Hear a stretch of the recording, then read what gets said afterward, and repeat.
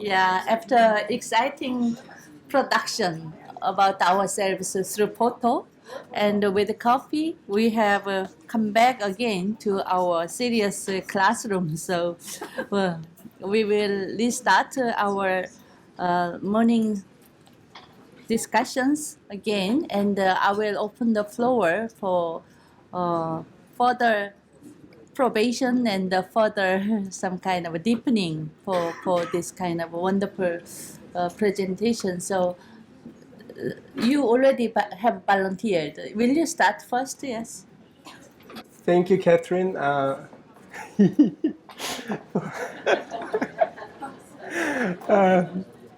the wonderful talk. My name is Murat, and I'm a cultural geographer. And as a fellow geographer, you probably expect a scale question. So, and I also work in an urban studies program, and I am trying to teach, some of these ideas and discussions to my students, and I'm always on the lookout for successful experiences and case studies. I also completely agree with you that the empirical basis is very important, because a lot of this sounds great, but it needs to be realized. So my question is about how to scale up these successful experiences, because as far as I'm aware, a good deal of the successful experiences and ongoing initiatives are based in the rural context. But the cities are very important, right? We are becoming an increasingly urban species, and the proportion of the human species that will be living in urban areas is projected to increase continuously in the coming decades. And at the same time, the cities are sites of intensive capital accumulation and economization of social life. So I think it will be extra difficult to realize recommoning and community economies in urban context, but it will be also very important to realize the ideals you have thought about in the urban context. So could you reflect on these challenges? Thank you. But my question was indeed whether you can have this community regeneration beyond the local level, especially in a world where we are with 7.5 billion, I think, half of which live in cities. And we have been working in Europe a lot on commons and commoning these past years. And we came across many problems, well, many questions. The point is that many of these initiatives, if you look at them, and if you look at them for some time, you see that in fact they are just a matter of collective withdrawal from capitalism, or even from society. And then I think back, since we are also more or less the same generation, I think back on the 60s, where you had many groups of people withdrawing in communes and trying to develop a different kind of life. That was not another economy, but yet it had some similarities. And the point is that if you think of it if you think of it from an economic perspective, then you see immediately the limits of what you can do at the local level. And you see the limits of what is sustainable and what cannot be sustainable. One of the things why I like MST so very much is that they do combine a different philosophy with economic sustainability. You have your products which you sell on the market. And that is, for instance, the main difference with the neozapatistas in Mexico, who continue to live in extreme poverty. and they have a different philosophy, and they have their autonomy, but economically they're not capable to survive. And the other problem I have with it, not only me, is when you look at much of the commoning happening in Europe at this moment, you see that this can easily be a right-wing project. You have many initiatives at this moment, at the economic level and at the social level, that are purely right-wing, not progressive at all. And from there my questions, if this is limited to initiatives at the local level that cannot be generalized, how do we continue with this? I am personally convinced that if we can find criteria for this local commoning so that we can generalize these initiatives and that we can be able to think of global initiatives and global cooperation, that yes, commoning can be a good way forward. But if it is purely at the local level, I can see the advantages at the local level, but I wonder whether they can be sustained in the long term and whether they can be a solution. 首先很感谢老师给我们提的这个，就是刚才提到的这个资本主义的终结，就这本书，我觉得就是说不管怎么样，这个尝试提出这个想法，其实特别好。我是来自这个大陆那边，我觉得这次来给我一个很直观的，就是这个不会英语，这是一个很麻烦的事儿，想跟一些老师交流，这是没法持续的交流啊。我想说就是我们是27号那天，我们去那个香港这边去做社区探访。社区探访，我们探访的第一个社区就是上水社区。我们的其实那个负责人他今天也过来了，就是他在社区里面尝试一种那个十分券，就工作10分券。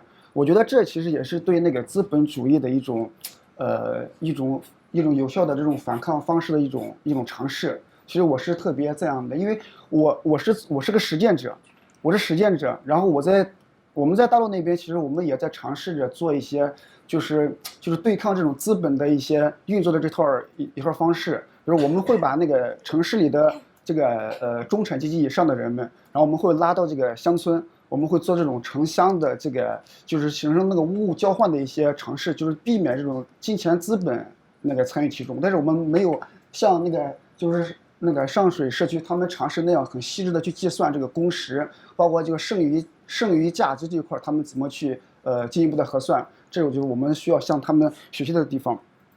另外一个就是我很信任就是 Rebecca 老师就是昨天演讲的最后那句话，就是我们其实不是想着尝试去跨越这个资本主义或军事主义这两座大山，而是我们要尝试去推翻它。其实我是特别认可这个的。我就说我们这个就是刚才讲的这个老师，就是我们提到就是说我们在我们资本主义内部，我们通过这种改良方式，然后去这种自我觉醒的，我觉得这种方式还是不是特别可持续。包括我们刚才我们这巴西无地运动这个老师，其实我们也提到了这个观点，就是说其实我们还是想着怎么从根本上去改变这样一个制度，然后这样才能使得就是说一些最底层的群众，或者像那个委内瑞拉一些我们这样的一些民众，他们享受到这个社会发展的一些最基本的一些成果。因为我刚才听到这个就是说我们的老师一直做翻译的。好。I would like to thank Professor GIBSON for her very inspiring lecture, and I'm also delighted that she actually composed the book, The End of Capitalism, your book. I think is very inspiring. Even though, well, it may be like a vision, but we need that kind of vision. So it's a really good thought. Since I'm from China, so and a few days ago we have conducted a community research in Hong Kong in Shangshui community. I really appreciate that they are now practicing the time band look, the time coupon, to recognize the labor in a different rate. So I think this is very interesting and very encouraging attempt as a resistance to capitalism, as an alternative to way to try to overcome capitalism. Because I'm a practitioner, I'm a practicing. So my work in the mainland China is try to connect the urban middle class with the rural community into a direct exchange without the mediation, without the intermediary of capital and finance. So this is our thought. So, but I really appreciate the effort or the lesson I learned from the Shangshui community. It's as a way to try to take a step forward to try to, for example, to try to introduce the idea of time band look, the time coupon, as a way to conceptualize how much surplus value actually is realized or is involved during this exchange. I think this is a good lesson we should learn from. I really appreciate what Rebecca mentioned at the end of her talk yesterday. Her point is, we are not trying to cross over the mountain of capitalism. We try to overthrow it. We try to, by digging through it, and then gradually we try to overthrow it. I think it's very encouraging because we all understand that any reformist attempt within the capitalism itself is a kind of fruitlessness. So it is not sustainable. So we got to conceptualize a new way to try to overthrow capitalism. So that's why I really appreciate the work in Venezuela and the work in Brazil and actually our colleagues, our international colleagues, who try to encourage the bottom of the society to share the economic gain of their country, of the whole of the state. 我刚才注意到，就是老师一直提到了这个，就是在这个新的经济方式里面提到一个词叫伦理，就是提到伦理提了好几个这个词，因为就是在我们学习说那个马克思主义这个《资本论》的时候，其实在资本主义它其实对人们的剥削是这种赤裸裸的就是很难去体会这种道德伦理的因素在里面。当然，我们其实也在做的一些尝试。比如说，我们大陆其实也在做一些社会企业，还有刚才我说上水的这个问题。然后刚才老师其实也提到了，就是说我们将这个比如说这新的经济方式，就是我们将这个企业的盈余我们进行再分配，或者是我们财产共享之后进行再分配。就是我的问题是，就是说老师提到那个新的经济方式，它和我们就是大陆或者是我们实际上提到这个社会企业或者叫那个企业的责任部之间有什么根本性的一个差异？另外的话，就是刚才老师提的这个就是新的经济方式里面提到的伦理的这个部分，就是它和就是说我们资本主义它本来的这个唯利是图的这种方式怎么这个矛盾是怎么调和？或者老师有没有就是说在他的这个新书里面去尝试的去回答这样一个问题？好，我的问题就到这儿，谢谢。Yeah, one question. So, because in your talk, you mentioned about the ethical dimension of the new economy. He really appreciates, he really encouraged by this because in his reading of Marx Capital, we understanding that the exploitation of the people actually is highly unethical. It's brutal.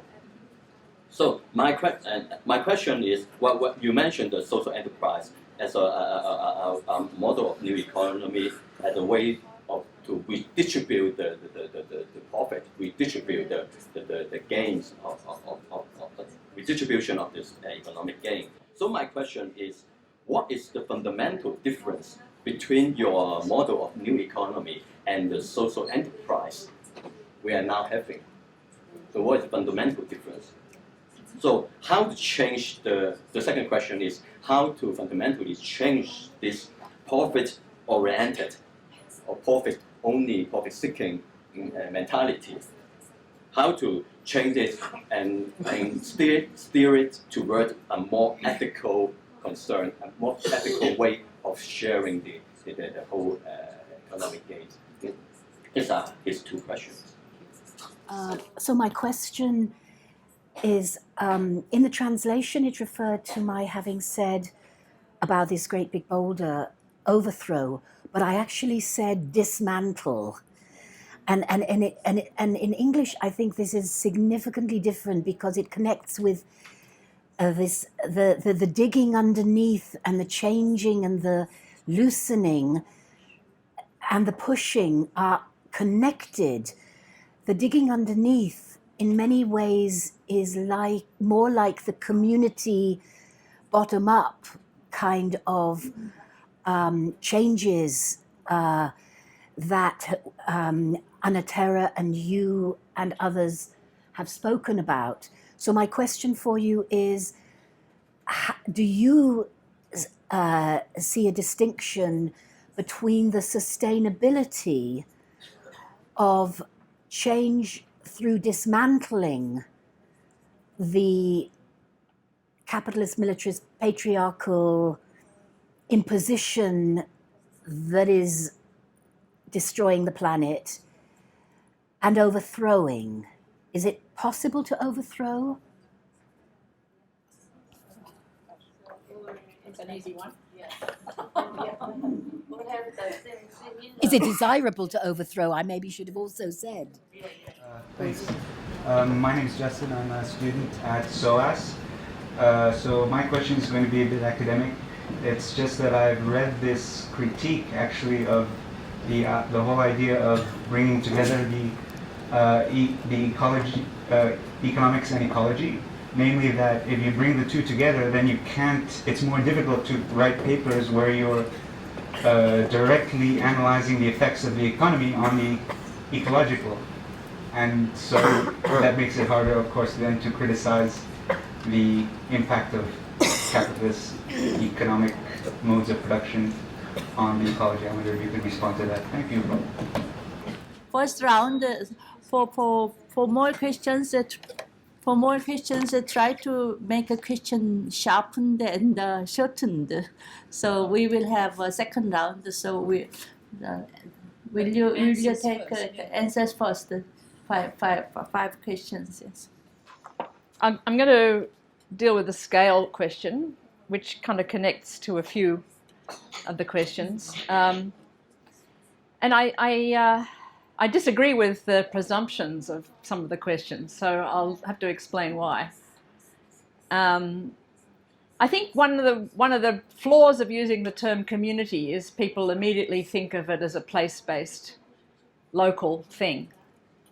And when we employ the term community, we're really drawing on Jean-Luc Nancy's notion of the community of being in common. So if we think of the world, everybody is born into the world, into a kind of relationship of commonality with others. We're not born into the world as individuals. We're born into a mesh of communality.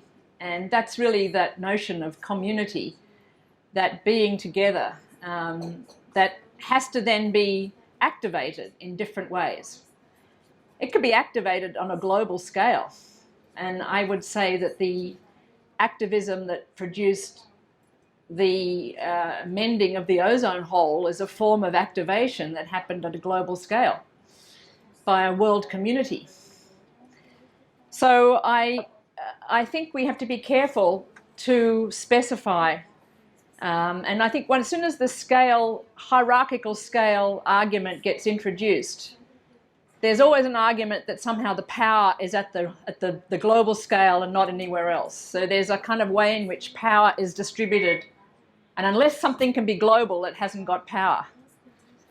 And I kind of reject that vision. I'm more interested in a flat ontology of power, and power has to be traced, it has to be identified, and what have I done? Activated. So that's one thing. I think when I'm talking about community economies, I'm thinking that they can happen across many different geographical kind of relationships. And just because I talked about a bamboo bridge that happens to be in Cambodia in one particular place doesn't mean that the community economy is limited to that kind of context. The second thing is I don't see the examples as being limited to the rural. I think there is as many examples of these kind of activisms across cities, and in the Handbook of Diverse Economies that I'm just editing, there's as many examples in urban areas as there are in rural areas. So I don't think we need to limit this to the rural, but I think there is a lot to learn from the rural. And that's partly why I was focusing on that today. How things can get more connected is more how I would like to see it, rather than scale up. I think there's the idea of scaling across and scaling out. And one of the ways that that can happen is through support by policy. So there's been a number of interesting new legal entities that have emerged, say in England, the Community Interest Corporation, which is a new legal entity, which is a form of legality for community enterprises that are distributing profits back to the community. That's something that is adding a certain kind of strength to the sorts of some of the enterprises that I'm interested in seeing flourish. There's obviously discussion, and this is another controversial one, around basic income grants. But when we think about Southern Africa, and James Ferguson's book, Give a Man a Fish, is an interesting case study of, and a study of the role that basic income grants are playing in societies in which 80% of the young people will never get a paid job in Southern Africa. And this is a grant that's going to come through the state that will allow people some basic income to live off, and then potentially, if we can get more credibility for community economy activities and get involved in those kinds of things to create well-being directly. So I think the scale issue it's an empirical question, and it's a theoretical question as to how you deploy the term scale up. It's certainly always the first thing that any development practitioner or person, whenever is giving out money, says to you. Oh, that's all very nice, but how are you going to scale up? And I wish I could get my PowerPoint back, because I'll show you an intervention. I don't know whether there's any way of doing that. The PowerPoint? Yeah, yeah. Because we came up with a neat way of creating a mock business identity for activities in a community economy. And I think everywhere we look, we can see these activities. And if we could start to identify them more, then we could activate what I'd call a local contagion. We came up with this at a recent, I should put it to the, can I put it to the whole screen? Workshop on community economies in practice in northern Italy. It was a small smattering of activism around activities, the sorts of things I've been talking about, and we decided that... Is warming up. Okay, oh, it's down there, but it's coming up here. Yeah. If we just had an identifier, instead of Inc. Incorporated or LTD Limited, if we had IDT for interdependence, dot IDT against everything that we could imagine is a version of an ethical economic intervention, I think we'd notice that actually it's everywhere. It's like women. We're ubiquitous. We're everywhere. And we can be a basis for a very different kind of global movement. So I'm putting that out there for all of you to add IDT to whatever you're doing. There you go. The interdependence. We're all part of it. So I guess on the scale thing, I mean, another thing, I think there are national level community economies operating, and one of the best examples is the aged care system of time banking in Japan, Firyo-Kipu, where you can look after, if your parent is in another part of Japan, you can look after a local aged person, do the shopping for them, and register the hours that you've performed, and those hours can then be delivered to your aged parent in another part of the country. That's a national level kind of time bank geared towards inclusion and looking after and care of elderly people. Now, these are kind of mechanisms, they're meshworks that are very much spread across a whole nation in this case. So, as to the question of the limits of the local, I guess I don't subscribe to that. I think that there are ways in which local things can be connected through this translocal contagion, but partly we need a language in order to speak the reality of community economies, and that's what we're lacking. We need to challenge the kind of paranoid sensibility that tells us we can always see that everything will be co-opted by the state or co-opted by power. So we need to challenge the kind of some of the experiences that we have that might lead towards a kind of universal analysis that anything that's experimental is doomed to failure. That doesn't mean one doesn't do the empirical work of figuring out what happened, what remained and what was left. And I think we could do that work of the activism of the 60s and very much look at the people that were transformed in terms of economic subjectivity through living on communes and trying to develop community land trusts and social housing and all sorts of other things, and look what happened to them afterwards. Where did they intervene? What sort of work did they then do? What were the follow-ons from that, even if the experiment stopped? I've been associated with a community of people that Julie was involved with who've had a communal dinner every week for the past 40 years. RSVP, you rotate, someone brings the reserve, which could be dessert or hors d'oeuvres. Another person brings the starch, someone brings the vegetable, and someone brings the protein, and it rotates on every week. That's a kind of communal practice that has lasted from that period. And I think we need to do that work, of empirical work, of finding out where did those experiments go to, rather than assume that because they didn't transform the state overnight or even in 3 decades that impact is gone.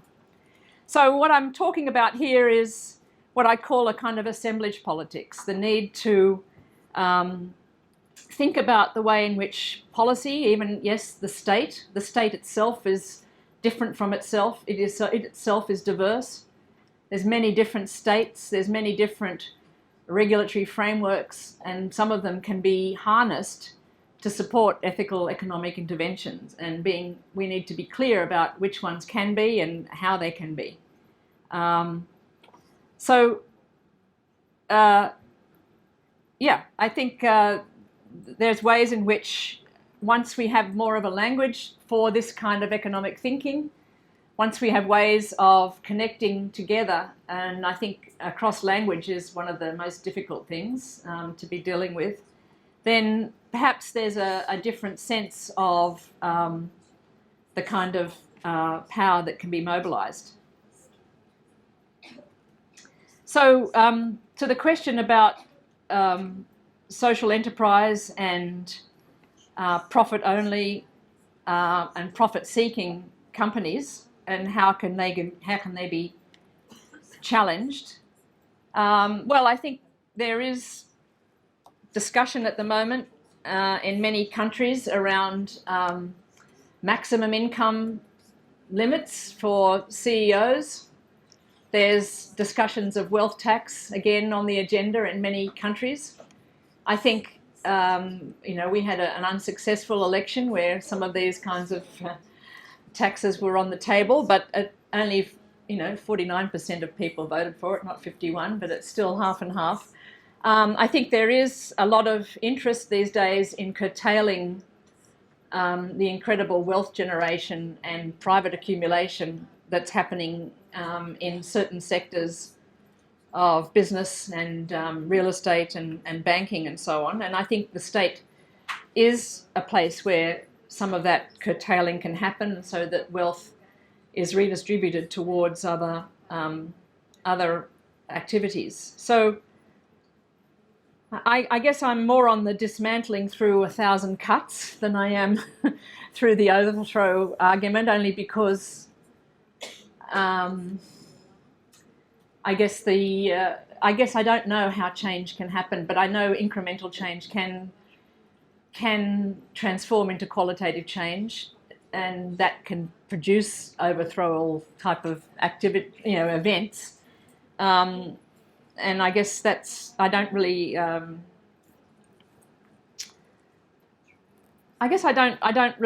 an answer to that question. I don't get motivated.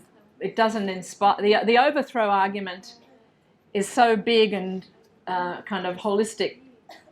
It often makes me feel like there's no room to move, whereas the dismantling and let's strengthen what we can side of things is something that I feel is doable. We've often said our politics is starting where we are, not where we think we should be. And I guess one of our critiques of political economy was that adherence to a kind of revolutionary model of, if only we could get the contradictions working right and so on, everything would collapse. It just seemed to me it's perhaps too utopian. But I'm with people who still work in that vein, and I'm interested in also what's excluded by that kind of politics, and a lot of the kind of everyday politics that I'm talking about here often doesn't get a look in. So that's not to say that in countries where there is an attempt to have revolution, like we heard yesterday, or in Brazil and other places, that this kind of thinking, I think, can strengthen the practices where groups are managing to actually commandeer a much greater kind of hold on state policies and strengthen this kind of form of well-being. So that's not my experience, but other people in our network are working in those contexts, and I'm interested to see how they put together this kind of thinking with that more kind of revolutionary orientation. I think I'll leave it there and get another round. So thank you for the detailed answers. So for those who have questions but may not be satisfied with the current answer, so we can discuss further while we are here. So for the next round, so we will start off. So will you start first? Do you? Just one comment. No, it's just one short comment, because for us, we used to say that there's a wall. And the revolution idea is to think of how to just dismantle the whole wall. But then for us, because we focus more on the different experiences, different work, so we are saying that the walls would have cracks, but then our idea is how we can make more cracks so that the wall will fall under its own weight. I really like the metaphor of the mountain or wall, whether we want to loosen it or dismantle it. But we are in Beijing, so when we first started this farmers market 10 years ago, we, as naive as we were, we didn't dream about dismantling anything. So the idea is really to create a safe and fair environment for these small organic producers to trade and communicate with the urban consumers. However, as we grow, now we have a quite sizable farmers market, and we run to local grocery stores, more or less like a workers' cooperative. But we realize that although we want to, when we try to create an alternative, but we are operating in a society that is so embedded in the capitalist way of thinking. And we have to deal with other players in the society, and we actually are competing because for ordinary public, it looks like we are providing exactly the same goods and service to the public, to the consumers. We're providing them with food, we're providing farmers with a sales channel. Though essentially we know it's very different, but it's a message quite difficult to communicate to the public and to the government. So in the end, we find ourselves competing in a highly competitive market that is dominated by capitalism. And even we try very hard to resist the temptation of being co-opted by the state, the power, the capitalism, but we feel frustrated by all the limitations that we face on daily basis, that how this alternative can survive in an environment that is very hostile to such practices. So my question would be, you've seen lots of cases around the world, and how do they deal with this kind of blockage or frustration, and how a small community-based economy can grow into a more sizable, either scale across or scale out? Any good examples that we can learn from? Thank you. My comment's a bit like the previous speaker, Tianle, but it's more from the policy aspect. As we have working with communities for the past almost 20 years, dealing with natural resources. In the beginning, we called it, the approach we call is natural resource management approach, community-based natural resource management approach. And gradually, we're working on seed. Gradually, we're using I'm talking about the whole international or UN systems. Gradually, they call the community-based community-based ecosystem adaptation, and recently in the last few years, they call this ecosystem-based adaptation, and since last year, this year, they call the natural resource, nature-based solution.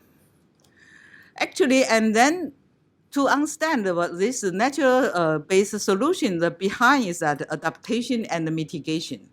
Actually, it's from the whole UN systems, which is supposed to protect the cultural common and the natural common, you can really feel that this conflict and also this some trend become more and more carried away by market. So my question for you is that I like your approach and the concept about this community economy a lot, which actually I really think you provide the theoretical base for what we have done in the field all those years. Highly appreciated. But my question is that how we should influence the policy, for example, the UN, those top policies and the national policies, to drive to more diversified economy, and then to really balance the nature and the human. Thank you. Hello. Just some comments on the one thing I would like Katherine to clarify is when you talk about the enterprises that are or have good-natured enterprises, transnationals included. In a way, are they still what you would say alternative capitalists, or are they really because or non-capitalists? And in a sense that when I think about whether they are really profit-making or non-profit-making, in that sense, because to me, I would think that especially in the world where it's all globalized and where it is good conscience in one area could mean exploitation of workers, especially in the south, or natural resources and a lot of other things. And another question is about revolution. The idea, do we think about the revolution as an overthrowing of the or the end result of overthrowing the current mode of production, or do we see it as the revolutionary process where everybody take up arms and things like that and overthrow and taking state power and so on? So there could be it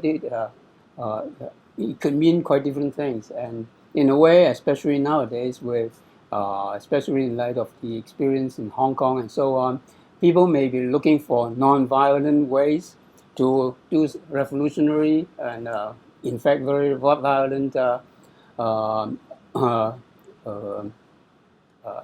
trying to achieve something very revolutionary. I mean, well, not that they are aware of it, but probably something that people are actually trying to experiment and sort of a trial and error.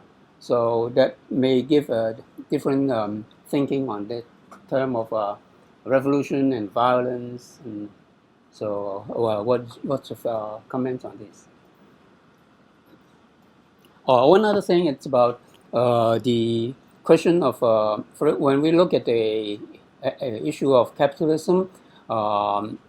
In a way, I'm thinking also as the term sustainability, and whether capitalist mode of production is sustainable itself or not. And also from another angle, if I think from the Chinese friends here, whether the existing model of in China is sustainable or not. 你好，老师，我有一个问题，就是我想介绍一下我们大陆农村的其实一种情况，就是中国传统农村当中，它其实是对生态环境，它虽然没有直接的价值体现，但是在那些村民的心中，它对于生态环境内心都有一个地位的，就是它是在他们心中是有价值的。就比如说一棵树啊，一个池塘啊，或者是一片草坪，可以有听得到吧？啊。但是就像那天晚上教授给我们放的那个纪录片一样，就是那个桥，当就是工业化的一些生产模式逐渐的影响到我们的时候，我们农村的这些人呐，他就选择了就是一些工业产品，这些工业产品让他们更加的便利，更加的舒服。他这样就是在他看来，就是原来环境对他的价值就越来越小了。于是他们就在那种工业体系的价值观的影响下，就把原来的那种环境啊什么破坏了，并在上面建立了更符合工业化生产的、更要求的那种东西。我就举一个例子吧，就比如说我们家门口是一条街，街上原来种了2排梧桐树，后来呢，其实我们村就进行了大修建，就是新农村建设，能翻译了吗？翻没问题是吧？新农村建设，然后呢就把2排树全部都砍掉了，砍掉就是修了又宽敞又大的水泥马路，然后呢很有意思，就是在两边安装了代表着循环，就是可持续能源的太阳能灯，啊。就是我想问的就是，就在这种把经济嵌入生态的这个过程当中，我们就是这些原住民怎么，其实我们也想提高我们的生活质量，但是我们似乎别无选择，要么就是退回原来的那种循环的那种体系当中，但是我们的生活质量其实并不是太高。但如果前进一步进入那种工业的那种环境当中，我们似乎又对环境不太友好啊，就这个疑问。I would like to have a question for Professor GIBSON. I really appreciate your talk. I learned a lot from it. But I have a question that in my situation, in my practice, I would like to talk about I would like to introduce to you to the problem of the. Actually, in traditional person economy in China, the peasants actually value the ecological value very much. Everything in the ecosystem, even a tree, the pond, the lawn, everything got a very specific value and ecological value. So, for example, but in the documentary, you screened that night about the case of the bamboo bridge. When the traditional people learn or get exposed to the industrialized modern mode of production, they are being affected. Now they can enjoy the facility, enjoy the comfort, so-called comfort of these industrial products. So then gradually they offer this new comfort, they offer the new industrial products. Then gradually they are not so concerned about the environmental value anymore. They offer industrialized value. For example, I would like to give you an example. For example, in my village, there before my home, there used to be a road. Along the road, we have 2 rows of tree, very beautiful tree along the roads. But under the banner, under the project of the so-called New Rural Reconstruction, the 2 rows of tree were being cut. Then in substitution, now we have these solar-powered lamps along the road, so we can enjoy the benefits of the so-called sustainable, renewable energy and the comfort and the benefit of the so-called new economy. So that gives a dilemma. It seems that for us, the Aboriginal population, Aboriginal people living in this traditional rural community, it seems that we are left with 2 dilemmas, two incompatible options. On the one hand, if we choose to maintain the traditional ecological cycle, to live by this cycle, to live according to this natural cycle, then it seems that our life quality is not so high, is not so good in certain sense. But if we want to enjoy the comfort, benefit by the modern industrialized mode of production, enjoy the modern industrialized products, we can enjoy the benefit, we can enjoy the comfort, but we know that they are not friendly to the environment, they are not friendly they are destructive to the ecology. So how can we get out of this dilemma? Then maybe we will have a final answer and with the 2 discussants all together. So starting with the GIBS. Yeah. Okay. Okay. Well, again, thank you for your wonderful reflections and comments. First of all, Kinchi, you mentioned the cracks. It reminded me of Leonard Cohen's wonderful song where he says that the cracks are where the light gets in. You know, it's I think it is a lovely image for us thinking about these challenges. Okay, first to the farmers market, to your question. I'm interested you're saying that the people aren't interested in the difference that you're offering, and yet my understanding was that with all the food scares around toxic food and all this, there was a big awareness of the need for cleaner food and organic food, and that's partly what your enterprise or your market is trying to offer. So has that been diminished in time, or is that's still a concern, I would think. Yeah. Unfortunately, we can't do back and forth, but I can talk to you later. So how to promote, I mean, apart from that, I think that's obviously something that you're promoting that would draw people to the kind of economic activities that you're doing. The other, though, is, I guess, moving out of that subject position of the pure consumer, which is that economic subject position where you're taught to just get as cheap as you can for as much as you can, you know.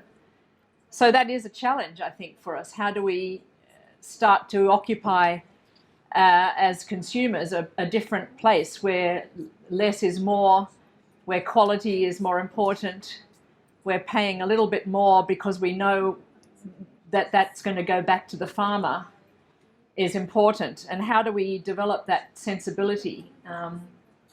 And I think in some cases, for instance, some of the big food co-ops in the US, they've actually enrolled their consumer cooperators in work, like 2 hours of work a week or a month. So rather than just allowing you to be a consumer in a cooperative and just pay your money, they actually say, no, you've got to get your body in this. You've got to be part of something. And I think the idea of getting people embodied in this connection, these interconnections, is very important. So the issue of visiting farms, I think you brought up over there, the idea of bringing urban and rural together. In Australia, we have one of these Food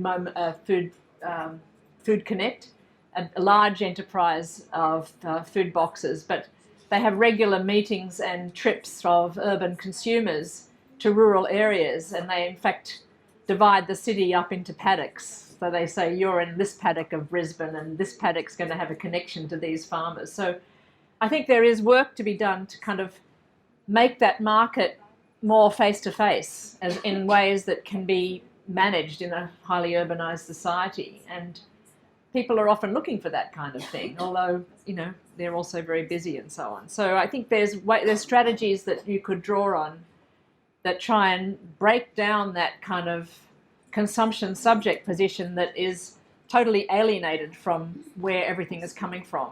And that's you've already got a chink there to work with, which is the scare around food quality in China. To move on to the question of policy, and I love all the name changes that you're mentioning. And really, you know, every paradigm, you know, it was sustainable development, then it was resilience, then it was this. They come and go. And certainly at the UN level, the resilience issue has been embraced. But at the same time as that has been embraced, I think the hold of the market language has got stronger and stronger. From the days when Robert Chambers was putting out the sustainable development, you know, his kind of vision of sustainable livelihoods, for instance, which really was, I think, quite consistent with a lot of the community economy work.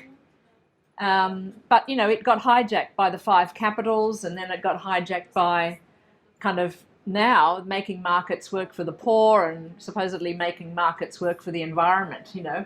So that market language is definitely dominant at these international levels. I was just at a conference on women in agriculture with people from agricultural, you know, research units from all across the world.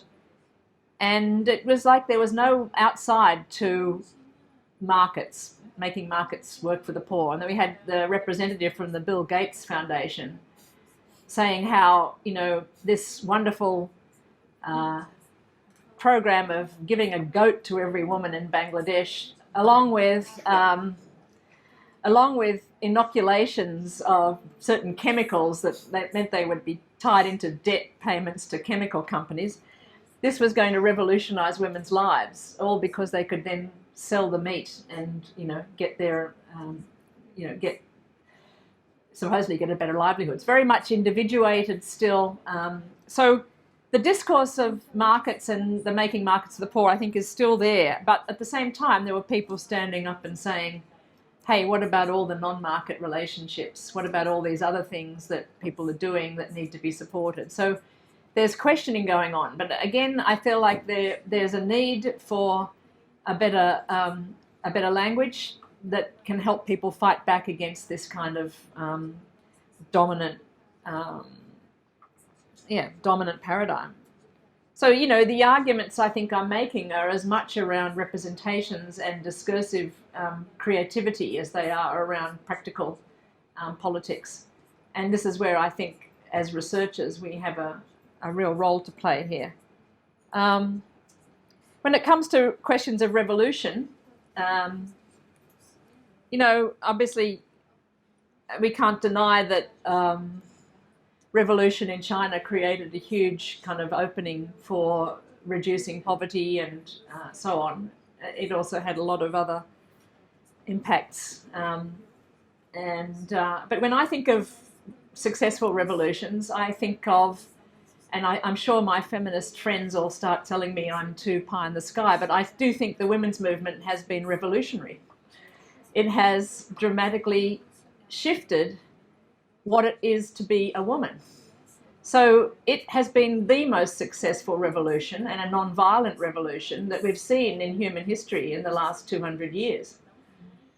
And I think the revolution that is happening around the rights of lesbian, gays, queers, transsexuals is another revolution that is allowing personhood and rights to a whole group of people who, over human history, have felt discriminated against. Now, these are the kind of revolutions that I take heed of and I get inspiration from, because they're revolutions that happened in all sorts of ways, around conversations over kitchen tables. They took place with Femocrats getting into Australian government and getting huge salaries. They took place in getting the vote and getting legal recognition, etc. There's millions of things that came together that brought those revolutions into being, and of course in many parts of the world they're being challenged, some of those goals. But there's no doubt that what it is to be in the body of a woman in 2019 is dramatically different than it was in 1919 or 1819. And that to me is what revolution is. It's not just about new capacities and politics, but it's an embodied change. And I guess that's the kind of thing I'm interested in. How do we shift our sensibility to the situation where we as bodies will feel connected in a different way to our environments and potentially to each other, but particularly to others, to the other, to the racialized other, to the refugee other, to the others that we're at the moment keeping at a distance. And I know that humankind can do these things, and I guess that's the question, is how do we enhance the possibilities for this kind of revolution? So the question of sustainability and companies, the transnational corporations that I was interviewing definitely had the view that they couldn't do any of the things in terms of justice and sustainability if they weren't financially sustainable and viable. They said there's no point in having a green policy or a policy of employing lots of people if you can't actually keep your business together. So they have but on the other hand, I guess the companies that we've been talking to have a kind of limit on what they're paying to their shareholders or to their CEOs. They're kind of constraining some of that wealth distribution in order to make sure that the other kind of activities can take place. So financial viability is important in any kind of business, whether it's a worker-owned cooperative or a social enterprise or a private capitalist business. The viability can go along with progressive wealth distribution as well. So yeah, I guess that's, you know, and often in business, sustainability is seen as financial sustainability first and foremost.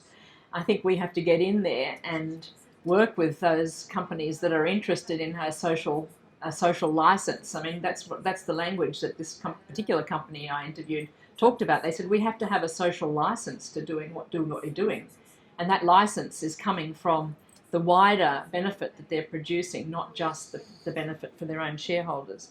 And I think there's a language politics there that can be worked with from a community economy perspective as well. And I think I'll end there and let my other commentators have the last say. Thank you. Thank you. So starting with you.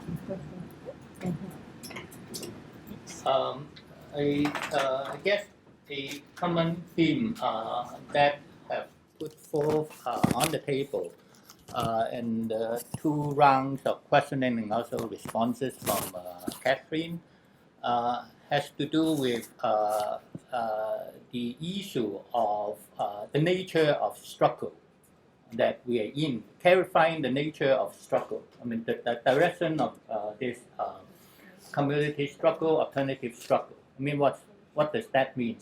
Now, one of the questions has to do with should we aim at overthrowing capitalism, for instance? And I guess Katherine's approach, I mean, if we took back her earlier work with her colleagues, the end of capitalism as we knew it, she has her own conceptualization of what capitalism means. So when we talk about overthrowing capitalism, I mean, the first thing we may want to do is to clarify what we mean by capitalism. Is it a static entity or regime that we could turn it upside down? Or is it a process that is dynamic, fluid, and it has its own internal logic, but it transforms itself in different contexts, in different form. So there are different ways of formulating the idea of what capitalism means. In my school, I mean, like borrowing the Annales School, French Annales School, Fernandes, I mean, he tried to conceptualize capitalism as based on 2 principles. One is unlimited flexibility, and the other one is demonopolizing logic, for instance. Now, if we conceptualize capitalism in that sense, what does that mean by overthrowing it? So the discussion, perhaps, I mean, cases, tropes, I mean, of the making cracks on the wall, I mean, could be one way of thinking about what overthrowing capitalism means. But the other way, perhaps we go back to Katherine's creation of alternative languages for us to think through the precise meaning of the nature of our struggle. Now, I pretty much like her way of putting forth the vision, what she called resilient community building, which going beyond human being, for instance. And then she suggests a more concrete principle and guideline, like she put down like habitat maintenance, for instance, increasing diversity, complex interdependence of development and co-development, and self-regenerating forces. Now, if we adopt this principle as the vision or objective that we are struggling for, then the way of overthrowing capitalism has to do with stop and also preventing counter forces that go for against habitat maintenance, reducing diversity, narrowing down our understanding of what capitalism or economy means. So as I formulated earlier, I mean, it's the struggle between 2 different socio-cultural projects. Different projects that lead to 2 different formulations of subjectivity, social relation. And these 2 different projects could be deal with in different ways and forms. So it's not determined by the form of action. Regardless, like people mentioned, the co-optation of the power DAB and power block, which could co-opt almost every languages or local practice into their marketing language, or narrow it down into economization, for instance, even including revolution or overthrowing capitalism. I mean, I thought they could do that, I mean, in any case. And that's the way they are fighting for their own interests. I mean, you can't stop it. But at the same time, people can also co-opt these so-called mainstream forces and translating it into something more diversified, more along with habitat maintenance and advocating complex interdependence and also self-generating. So I think what Professor GIBSON offers us is a new way of thinking through the direction of our struggle and provide us a vision instead of a model that we could expand or so-called scaling up. I mean, that's my final remark on that. Thank you very much. Queria começar agradecendo pela oportunidade desse debate.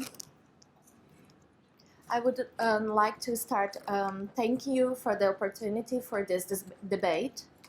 Acho muito importante quando a gente oferece e dialoga sobre pontos de vista diferentes. I think it's very important when we offer and dialogue on different points of view. Eu acho que dentro desse processo a gente não pode esquecer de algumas coisas que são fundamentais. I think that in this process we cannot forget about some things that are essential. É preciso reafirmar sempre que vivemos num mundo desigual. We need to keep reaffirming that we live in an unequal world. E que esse mundo desigual ainda leva milhões de pessoas à situação da fome. And this unequal world keeps leading thousands of people, millions of people to hunger. Que talvez seja a maior condição de precariedade da vida. That maybe is one of the most important conditions of precarity of livelihood. Por isso que nesse sentido eu acredito. That's why in this sense I believe que precisamos, inclusive nos nossos debates acadêmicos, that we need, including in these academic debates, superar a contradição entre campo e cidade. To overcome the contradictions between urban and rural areas. A produção de alimentos e a distribuição de alimentos tem que ser um projeto de classe. The production and distribution of food has to be a class project. E isso nos envolve em uma luta que tem que ser global. And that involves us in a struggle that has to be global. A luta pelo direito a se alimentar, basicamente. The struggle for the right to feed ourselves. E com isso eu concluo e espero amanhã poder fazer o diálogo e falar mais sobre o MST. And with this, I will finish here, and I hope that tomorrow we can talk more about the work of the MST. Thank you.